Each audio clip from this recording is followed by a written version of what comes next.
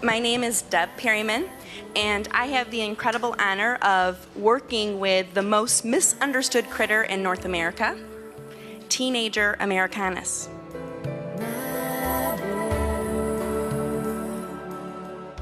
Went to school and I was very nervous. No one knew me, no one knew me.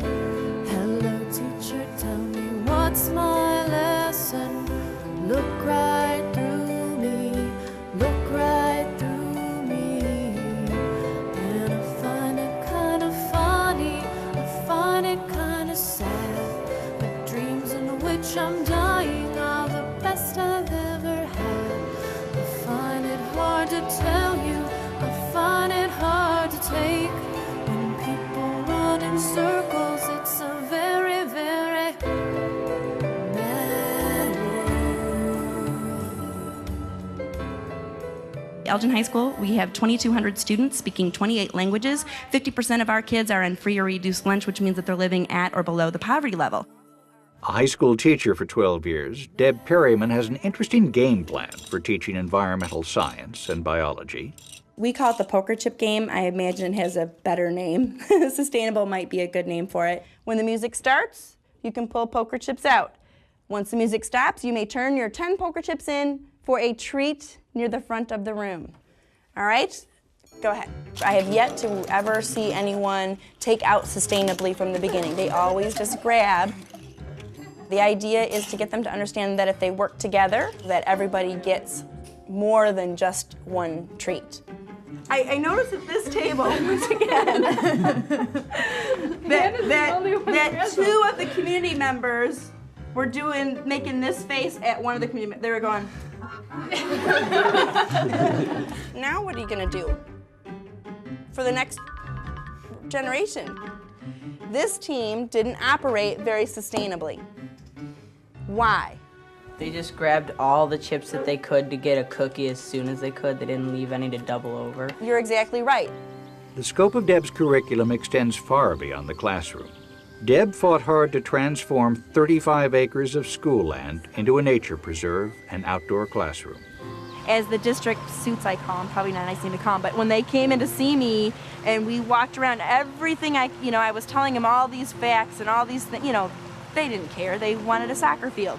Eventually, after talking to them and really educating them on what we have here, it's now called the Outdoor Nature Trail and Outdoor Classroom, and so it's a district resource forever and ever, and this will never be lost. I love hands-on work.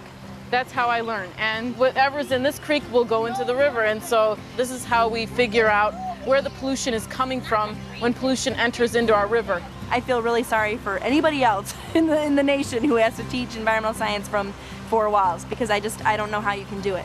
Explore the tree, let's figure out some ideas, some things that we want to do. Deb believes students learn more by experiencing and drawing their own conclusions. Going through this environmental science class has taught me so much about the environment that I never even knew, and it helps me at home tell my parents, hey, we can recycle that, we can save this, we can help, We live in such a fast-paced world right now, and we don't ever stop and think about what's going on in our environment, and it's the only environment, we have. It's here, it's restoring our natural history, they're learning about their natural history. When they're driving around, they see, oh, that's an oak tree, that's bloodroot. They understand it because they felt it and they touch it, and I think that that's important. Deb students are extremely active in ecology. They stencil dump no waste warnings on over 3,800 local storm drains. They were the first and only public high school to present a project at an international conference on solid waste in its 19-year history. Every little bit you can do makes the world better for everyone else, and then people take notice to what you're doing, and they say, oh, well, I've got, 20, 30 free minutes, so I can do a little bit of that myself. Her teenage students pass on their knowledge by mentoring elementary school kids in a program called The Mighty Acorns. More than 6,000 young acorns a year learn the joy of nature and conservation. Kids are basically our future, They're going to be taking care of this world someday, so you might as well educate them on what's going on in this world, If we bring little kids here, then maybe when they grow up, they'll want to save it. Maybe none of these kids will become wildlife biologists, but certainly they will be parents someday, and they will be community members and voting members, and I want them to get to know all those aspects of life. My name is Andrew, and I'd like to be an environmental biologist. And then I want to be a geologist. I want to be a photographer. I want to be a journalist. I'd like to be a psychologist. Hopefully environmental law. One thing Deb's students all have in common is their love of their teacher. Miss Perryman is a great lady. She has so much energy and charisma. Everyone that comes in contact with her is just in a good mood. Just, she's great in the classroom. She's always there to help you whenever you need it. Not even with, classroom stuff, just everyday life. We need more teachers that are really willing to get head over heels involved. Like Miss Perryman, if you called her up, if you said, hey, at 2 o'clock, I need some help with my project, she'd work with you until 6 o'clock at night, as long as you understood what was going on. And too many teachers now are just like, hey, it's 3:55, I'm leaving. And she wants to make you a leader and make you a better person. And she is just, she's everything a teacher should be.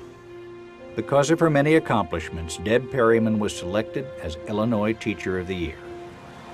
I'm living my dream. How many people get to live their dream? At a recent international environmental conference in Los Angeles, Deb made this plea.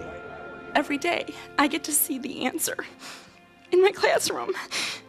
That's where we have to be, truly, because they will do it. They will do the good work.